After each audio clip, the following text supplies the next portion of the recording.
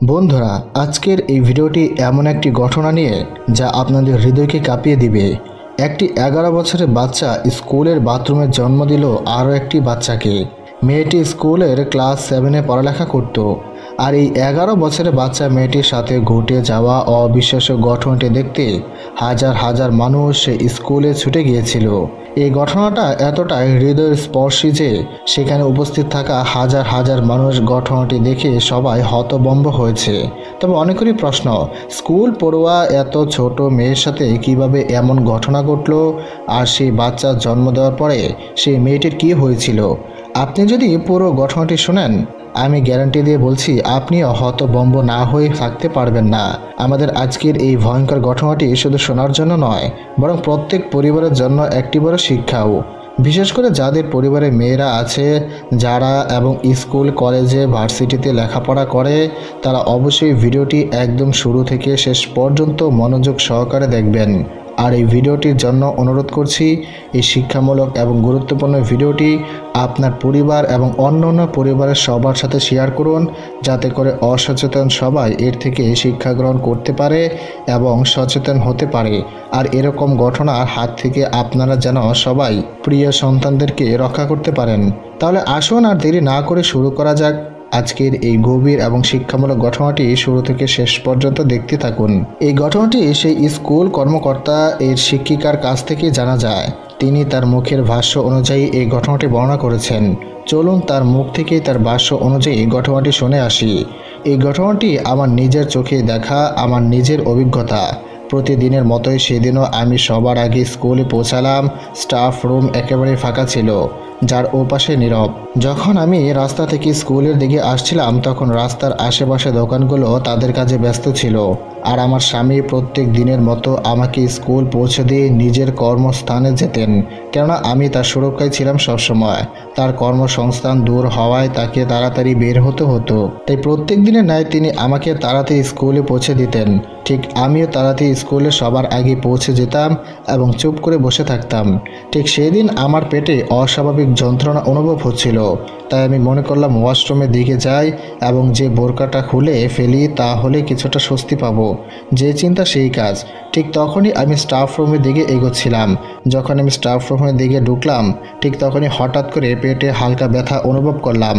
মনে হলো আমার পেটে পিরিয়ডের সময় চলে এসেছে। যেহেতু পিরিয়ড হবে, সেহেতু আমি কি প্যাড সঙ্গে এনেছি? যদি 1-2টা প্যাড আমার ব্যাগে সবসময় থাকতো, কেননা কখন কি হয়ে যায় তা তো কেউ বলতে পারে না। আসলে ভাগ্য ভালো ছিল, সেদিন আমার ব্যাগে একটি মাত্র প্যাড ছিল, তাই আমি দ্রুত ব্যাগ থেকে প্যাড বের করে হাতে নিলাম। আশেপাশে তাকিয়ে দেখলাম তখনও কেউ স্কুলে আসেনি। তাই তো আমি স্টাফ রুমের টিচারদের ওয়াশরুমে না গিয়ে গার্লস রুমের ওয়াশরুমে গেলাম, যাতে দ্রুত সমস্যার সমাধান করতে পারি। কিন্তু ওয়াশরুমে ঢোকার পর যা দেখলাম, তাতে যেন আমার শরীর হিম হয়ে গেল। আমার চিৎকারে পুরো স্কুল প্রতিদ্বন্দ্বিত হলো, যেন মুহূর্তে চারপাশটা অন্ধকার হয়ে গেল। আমার মন যেন জ্বরের মতো উল্টাপাল্টা হয়ে যাচ্ছিল। কি করব বুঝে উঠতে পারছিলাম না। আমার চোখের সামনে শুধু সেই মেয়েটির অবস্থায় ঘুরছিল। অন্য শিক্ষকরা দ্রুত ছুটে আসেন, তাদের চোখও এক জায়গায় আটকে যায়। প্রিন্সিপাল সাহেব যখন এলেন, তখন চোখের উৎকণ্ঠা স্পষ্ট হলো। এই ধরনের ঘটনা আমাদের স্কুলে যেমন গুরুতর, তেমনি অবিশ্বাস্য। প্রিন্সিপাল দ্রুত এক কর্মচারীকে ওয়াশরুমে পাঠালেন। কিছুক্ষণ পর সে কাপড়ের নাক ঢেকে বেরিয়ে এলো, মুখে বিস্ময় এবং আতঙ্কের ছাপ। সবার চোখ তখন তার মুখের দিকে, যেন কেউ কিছু বলার সাহস পাচ্ছে না। তারপর প্রিন্সিপাল সাহেব মাফিয়া নামের সেই কর্মচারীকে নির্দেশ দিলেন ভেতরে যেতে এবং মেয়েটিকে ওয়াশরুম থেকে স্টাফ রুমে নিয়ে আসতে। দুজনেই অনেক কষ্টে মেয়েটিকে স্টাফ রুমে নিয়ে এলো। আমরা তাকে সেবা করার চেষ্টা করলাম। তার মুখ ফ্যাকাশে, নিঃশ্বাস কমে আসছিল। মনে হচ্ছিল তাকে অবিলম্বে হাসপাতালে নিয়ে যাওয়া দরকার। কিন্তু প্রিন্সিপাল সাহেব দুশ্চিন্তায় ছিলেন। তিনি বললেন, এটি পুলিশ কেস, এই পরিণতি হলে আমাদের স্কুলের সুনাম নষ্ট হবে। কিন্তু মেয়েটির রক্তক্ষরণ বন্ধ হচ্ছিল না। আমি বুঝতে পারছিলাম যে সময় ফুরিয়ে এসেছে, কারণ আমার নিজের 2 মেয়ের মা হওয়ার কারণে। এমন অবস্থায় আমি ভীষণ অসুস্থ হয়ে উঠলাম। আর দেরি না করে প্রিন্সিপাল সাহেবকে বললাম, আর নয়, ওকে কাছের হাসপাতালে নিয়ে যাই, যা হবে দেখা যাবে। আমরা দ্রুত মেয়েটিকে নিয়ে হাসপাতালে গেলাম। চিকিৎসকরা তাকে পর্যবেক্ষণে রাখলেন। আমাদের আতঙ্ক কিছুটা হলেও কমলো। হাসপাতালে ঠান্ডা বাতাসে মনে হচ্ছিল আজকের এই দিনটি কখনোই ভুলতে পারবো না। একটি মেয়ে, একটি ছোট জীবন কতটা নির্যাতনের শিকার হয়েছে আমাদের চোখের সামনেই, কিভাবে আমরা এর থেকে চোখ ফিরিয়ে নিব। হাসপাতালে ওয়ার্ডে নিরাপত্তা ভেঙে কিছুক্ষণ পর ডাক্তার আমাদের দিকে এগিয়ে এলেন। তিনি বললেন, মেয়েটি শারীরিকভাবে ভীষণ দুর্বল। এমন শারীরিক ক্ষতির পর আবার স্বাভাবিক হতে অনেক সময় লাগবে। তার কথা শুনে আমার চোখে জল চলে আসলো। আমরা আর কতকাল এই ধরনের অপরাধীদের দিকে চোখ বন্ধ করে রাখবো? তারপর তারা জয়নবকে উপরের তলায় নিয়ে গেল এবং আমাদের বাইরে অপেক্ষা করতে বলল। প্রিন্সিপাল সাহেব কিছুক্ষণ চুপচাপ তাকিয়ে রইলেন। তারপর আমার দিকে তাকিয়ে বললেন, এই মেয়ে তোমার তত্ত্বাবধানে ছিল, তাই না? তুমি নিশ্চয় জানো এর ব্যাপারটা কি এবং কতদিন ধরে চলছে। এটা একদিনের ঘটনা হতে পারে না। তার কথায় আমি চুপ করে গেলাম। সত্যি এটা একদিনের ঘটনা ছিল না। অনেক দিন ধরে আমি জয়নবের মধ্যে অস্বাভাবিকতা লক্ষ্য করছিলাম, কিন্তু কিছু বলার সাহস পাইনি। কিছুক্ষণ পরে প্রিন্সিপাল সাহেবের কাছে ফোন আসে। স্কুল থেকে সিনিয়র শিক্ষকরা জানালেন, স্কুলে মেয়েদের মধ্যে এই ঘটনাকে নিয়ে গুঞ্জন শুরু হয়েছে। ফিসফিস করে কথা বলছে সবাই। প্রিন্সিপাল সাহেব চিন্তায় পড়ে গেলেন, কারণ এমন ঘটনা স্কুলের সুনাম নষ্ট করতে পারে।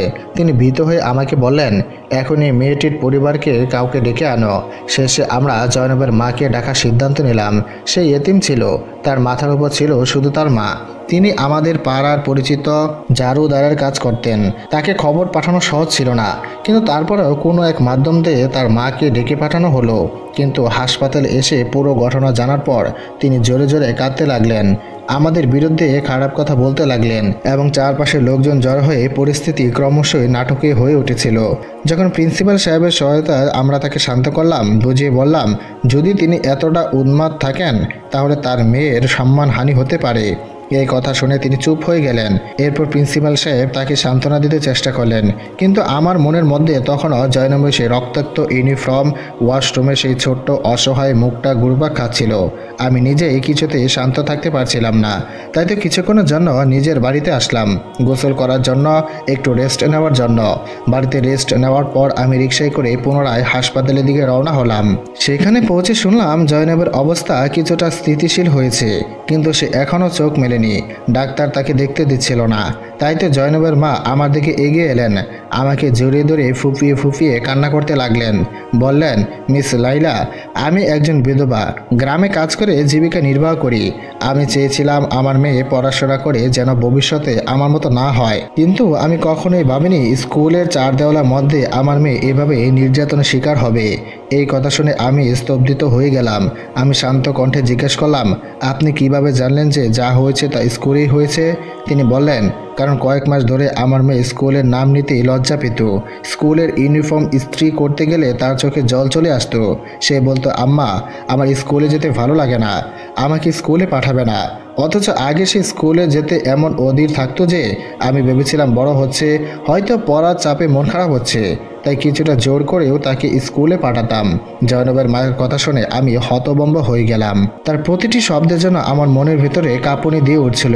ভাবতে লাগলাম, আমরা কি সব কিছুই দেখে না দেখেও দেখার বান করেছি।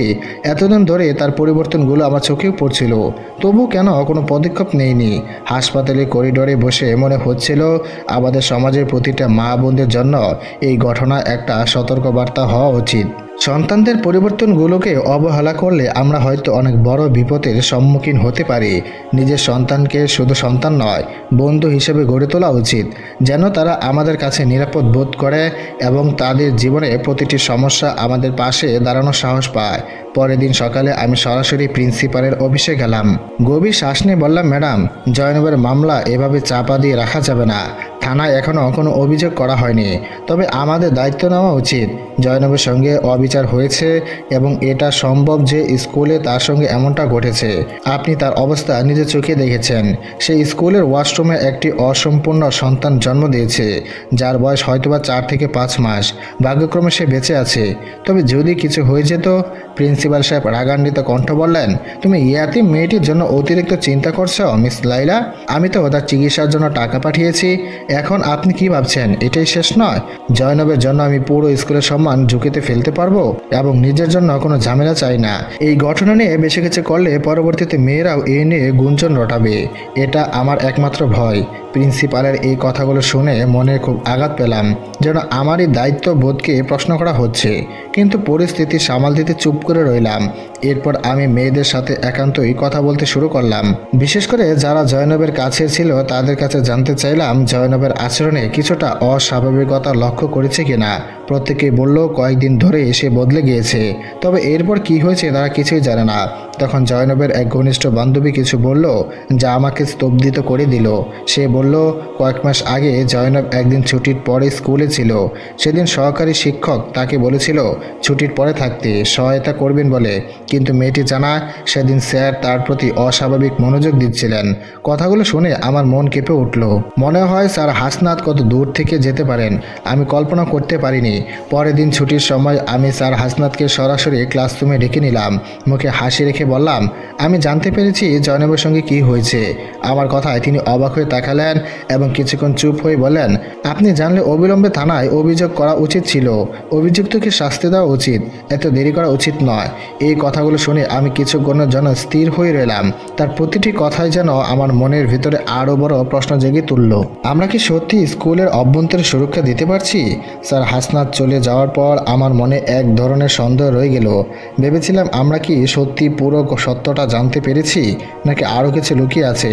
হাসপাতাল থেকে ফিরে এসে আমি জয়নবের মায়ের সাথে কথা বললাম। তিনি জানালেন জয়নব প্রায় অস্বস্তি নিয়ে স্কুলে যেত। তিনি বললেন আমার মেয়ে তার স্কুল ইউনিফর্মের প্রতি ঘৃণা প্রকাশ করত। আম্মা আমাকে স্কুলে পাঠিও না সে বলতো, কিন্তু আমি ভাবতাম পড়াশোনার জন্য হয়তো তার মনের উপর চাপ পড়েছে। আমি তখনই বুঝতে পারলাম হয়তো এমন আরও অনেক মেয়ে আমাদের এই স্কুলে আছে যারা এমন কিছু ভয় নিয়ে প্রত্যেক দিন স্কুলে আসে। তাদের কি কেউ সাহায্য করবে? তাদের কণ্ঠ কি কেউ শুনবে? এই চিন্তাগুলো নিয়ে রাতে ঘুমাতে গেলেও মনে শান্তি পাই না। ঘুম ভেঙে বারবার মনে হচ্ছিল আমরা আমাদের দায়িত্ব কোথায় ব্যর্থ হলাম। এমন এক পরিস্থিতি তৈরি করার জন্য কি আমরা নিজেরা দেই? যদি আমরা সময় মতো সতর্ক থাকতাম হয়তো আজ জয়নবের এমন পরিণতি হতো না। এটা শুধু জয়নবের বিষয় নয়, আমাদের সমাজের প্রতিটি মেয়ে, প্রতিটি শিশুর নিরাপত্তা ও মর্যাদার অধিকার রাখে। এই ঘটনার পর থেকে আমার মন যেন নতুন এক প্রতিজ্ঞায় বেঁধে গেল। আমার প্রতিটি ছাত্রের সুরক্ষা আমার দায়িত্ব। স্কুলের চার দেওয়ালের মধ্যে এমন কোনো নির্মমতা না ঘটে সেজন্য আমি যা কিছু প্রয়োজন তাই করব। স্যার আমাদের কাছ থেকে এইসব কথা শুনে আমি হতভম্ব হয়ে গেলাম। তিনি বললেন, 5 মাস আগে তুমি জয়নবকে যেতে বাধা দিয়েছিলে। আমি চুপ করে রইলাম। তিনি আবার বললেন, মিস লাইলা, আপনি কি আমাকে সন্দেহ করছেন? আপনি কি ভাবছেন আমি জয়নবের সাথে এমন কিছু করেছি? তিনি গভীর শ্বাস নিয়ে বললেন, জয়নব কম্পিউটারে খুবই দক্ষ, তবে কিছুদিন ধরে তার শরীর খারাপ যাচ্ছিল। তাই ছুটির পরে তাকে আমি কম্পিউটার ল্যাবে একা থাকতে দিয়েছিলাম যাতে আরামে বসতে পারি। আপনি চাইলে আমার শ্যালকের কাছ থেকেও এই বিষয়ে জিজ্ঞেস করতে পারেন। 5 মাস আগে সেদিন আমার স্ত্রীর গর্ভপাত হয়েছিল আর আমি নিজেই স্টাফ রুমে ছিলাম। তিনি আরও বললেন, আমি নিজেও একটা মেয়ের বাবা। মেয়েদের সঙ্গে সহজেই কথা বলি যেন তারা আমাকে প্রশ্ন করতে সংকোচ না করে, কারণ সাধারণত মেয়েরা পুরুষ শিক্ষকদের কাছে আসতে সংকোচ বোধ করে। এই কথাগুলো বলার সময় তার চোখের মধ্যে এক ধরনের আক্ষেপ ছিল। এরপর তিনি আমার দিকে তাকিয়ে চলে গেলেন। তার চলে যাওয়ার পর আমার মনে একটা দ্বন্দ্ব তৈরি হলো। ভেবেছিলাম স্যার হাসনাত যদি সত্যি এমন কিছু করে না থাকেন তাহলে কি আমি তার প্রতি অবিচার করেছি, কিন্তু সন্দেহ দূর করার জন্য আমি আবারও তদন্তের পথ বেছে নিলাম। চৌকিদারকে ডেকে বললাম, 5 মাস আগে কম্পিউটার ল্যাবে আসলে কি হয়েছিল। কিন্তু এই কথা জিজ্ঞেস করার পর চৌকিদারের চেহারা যেন এক ভয়ের ছাপ দেখা যাচ্ছিল। আমি বুঝতে পেরেছিলাম কিছু গোপন তথ্য লুকাচ্ছে তারা। এবং তারপরে গাঢ় কালো চোখে আমাকে বলল, ম্যাডাম এই বিষয়ে আমরা কিছু জানি না, আমাকে বারবার একই কথা জিজ্ঞেস করবেন না। আমার মনে হলো এই পাহারাদার আমার কাছ থেকে কিছু একটা লুকাচ্ছে। স্কুলে কি না হয় সেগুলো আমাদের চেয়ে তারা সব কিছু বেশি জানে। এর মধ্যে প্রিন্সিপাল সাহেব সেখানে এসে বললেন, মিস নাইলা, আপনি কেন বুঝতে পারছেন না? এই ব্যাপারটা এখানে শেষ করতে হবে। কাল আমি হজে যাচ্ছি, নতুন কোনো ঝামেলা চাই না। তার কথায় চৌকিদার সরে গেল আর আমি হতাশায় ফিরে এলাম। কিন্তু চৌকিদারের কাছে ফিরে গিয়ে অনুরোধ করলাম, আমাকে সত্যটা বলো, কম্পিউটার ল্যাবে কি হয়েছিল। যদিও প্রথমত তারা এইগুলো কোনো কিছুই বলতে চাচ্ছিল না, কিন্তু তারপরও আমি তাদেরকে অনেক অনুরোধ করলাম, বিনয় করলাম, এমনকি তাদের কিছু অর্থ দেওয়ার প্রতিশ্রুতি দিলাম এবং তাদের সন্তানদেরকে ফ্রিতে টিচিং দিব বলে তাও তাদের আশ্বস্ত করলাম। তখনই তারা টাকার লোভে পড়ে ঘটনাটি বলতে লাগলো, যা শুনে আমার অশ্রু সজল চোখ সত্যটা উন্মোচন হলো। চৌকিদার কান্না ভেজা কণ্ঠে বলল, সেদিন স্যার হাসনাত আমাকে স্কুলে থাকতে বলেছিলেন, কিন্তু সেদিন তার অনুপস্থিতিতে আমি বাইরে গিয়েছিলাম। সেই সুযোগে তিনি জয়নবকে নির্জনে কম্পিউটার ল্যাবে তালাবদ্ধ করে নির্যাতন করেন। পরে হুমকি দেন যদি সে কিছু বলে তবে তাকে মেরে ফেলবে। ভয়ে জয়নব চুপ ছিল। তারপর তারা বলল, এটা শুধু এখানে শেষ নয়, কিছুদিন ধরে স্কুল ছুটির পর প্রহরীরা তার উপর অত্যাচার করা শুরু করছিল। এভাবে দীর্ঘদিন ধরে সে নীরবে সহ্য করছিল। আর কয়েকদিন আগে স্কুলের ওয়াশরুমে সে 5 মাসের অসম্পূর্ণ সন্তান জন্ম দিল। এই কথাগুলো শুনে আমার মনটা ভেঙে গেল। আমার চোখের সামনে জয়নবের ছোট্ট মুখটা ভেসে উঠল, তার অশ্রু সিক্ত চোখ, তার করুণ মুখ। একটা অসহায় মেয়ের জীবন ধ্বংস হয়ে গেল, আর আমরা সবকিছু জেনেও যেন নীরব থাকলাম। রাতভর আমি ঘুমাতে পারিনি। আমার মনের ভিতর বারবার প্রশ্ন জাগছিল, আমরা কি সত্যি আমাদের দায়িত্ব ঠিকমতো পালন করছি? সেই ছোট্ট মেয়েটির জন্য এই স্কুল, এই সমাজ কি নিরাপদ ছিল? তার নিঃশব্দ আর্তনাদ কি আমরা কেউ শুনতে পাইনি? পরের দিন সকালে আমি প্রিন্সিপালের অনুপস্থিতিতে আমি স্কুলের কয়েকজন শিক্ষকের সাথে আলোচনা করলাম। তাদের প্রতিক্রিয়া দেখে আমি হতবাক হয়ে গেলাম। কেউ বললেন, এটা ভুলে যাও নাইলা, এটা নিয়ে বেশি কথা বললে আমাদের ভবিষ্যতে ঝুঁকিতে পড়তে হবে। এই কথাগুলো শুনে আমার মন ভেঙে গেল। কেন আমরা এমন নির্মম হয়ে গেলাম? কেন একটা শিশুর জীবন থেকে আমাদের নিজেদের স্বার্থ বড় হয়ে উঠল? আমি যদি সঠিক সময় সেখানে না পৌঁছে যেতাম তাহলে কি হতে পারত ভাবতেই ভয় লাগে। জয়নবের মা জানেই না যে তার মেয়ের ওপর কি গিয়েছে। তাদের কাছ থেকে যখন আমি সত্যটা জানতে চাইলাম তখন তাদের কথায় আমি অবাক হয়ে গেলাম, কারণ সে জানায় ঘটনার পরপরই তারা স্কুল ছেড়ে গ্রামের বাড়িতে চলে গেছে। তারা এতটাই ভীত ছিল যে তারা সেই গ্রামে স্থায়ীভাবে থাকতে পারেনি। তার চোখে মুখে ভয়ের ছাপ স্পষ্ট ছিল, সে যেন কোনো এক মুহূর্তে পালাতে যাচ্ছে। এই ভয়, এই আতঙ্ক কি একজন নিরপরাধ মানুষের মধ্যে দেখা যায়? এদিকে প্রিন্সিপাল সাহেব হজে চলে গেলেন। ভাবছিলেন এমন হজ কি কখনো কবুল হবে? আমাদের স্কুলে একটা মেয়ের উপর এমন জঘন্য অন্যায় হয়েছে, অথচ স্কুলের মান মর্যাদা রক্ষা করতে তিনি কোনো পদক্ষেপ নেননি। তার এই নীরবতা কি আমাদের দায়িত্বকে অস্বীকার করা শামিল নয়? এই ঘটনার পর থেকে আমার মনের মধ্যে একটা কথা বারবার ঘুরছিল, আমরা কি সত্যি আমাদের সন্তানদের জন্য একটি নিরাপদ পরিবেশ তৈরি করতে পেরেছি? এই সমাজে যেখানে তাদের বড় করে তোলা হচ্ছে সেখানে কি তারা সত্যি সুরক্ষিত? এক একটা ঘটনা শুনে মনে হয় আমরা সবাই যেন চোখ বন্ধ করে চলেছি, অথচ আমাদের আশেপাশে এমন নৃশংসতা ঘটিয়ে যাচ্ছে। আমি এই কথাগুলো সবার কাছে বলতে চাই, আপনার সন্তানদের শুধু সন্তান নয়, তাদের বন্ধু হিসেবে গ্রহণ করুন। সন্তানদের প্রতি যত্নশীল হন, তাদের প্রতিটি পদক্ষেপে নজর রাখুন। তাদের জীবনের প্রতিটি পরিবর্তন, প্রতিটি উত্থান পতন আপনার কাছে যেন প্রতিফলিত হয়। তাদের মন খুলে কথা বলতে দিন, যাতে তারা সবসময় আপনার কাছে নিরাপত্তা খুঁজে পায়। প্রিয় বন্ধুরা, আমরা এই অভিজ্ঞতা থেকে যদি কিছু শেখা যায় তাহলে এই বার্তাটি আপনাদের অন্যদের বন্ধুদের কাছে শেয়ার করুন। আমাদের সমাজে আজ নানা বিপদ প্রবেশ করেছে স্কুল, কলেজ, বিশ্ববিদ্যালয়, এমনকি হাসপাতালগুলোতেও। সন্তানদের প্রতিটি পরিবর্তন এবং অনুভূতিগুলোকে গুরুত্ব দিন, কারণ সচেতনতা আজ সবচেয়ে বড় অস্ত্র। আমাদের প্রয়োজন একটি নিরাপদ সমাজ গড়ার, যেখানে প্রতিটি শিশু আনন্দ ও নিরাপত্তার সাথে বেড়ে উঠতে পারে। এই বার্তাটি সবাইকে সচেতন হতে সাহায্য করবে, এবং আমরা যদি একসঙ্গে চেষ্টা করি তাহলে হয়তো আমাদের সমাজকে নিরাপদ রাখতে পারবো। এই ঘটনাটি যেন আমাদের জন্য একটা শিক্ষা হয়ে থাকে, যাতে আর কখনোই জয়নবের এমন পরিস্থিতির শিকার হতে না হয়।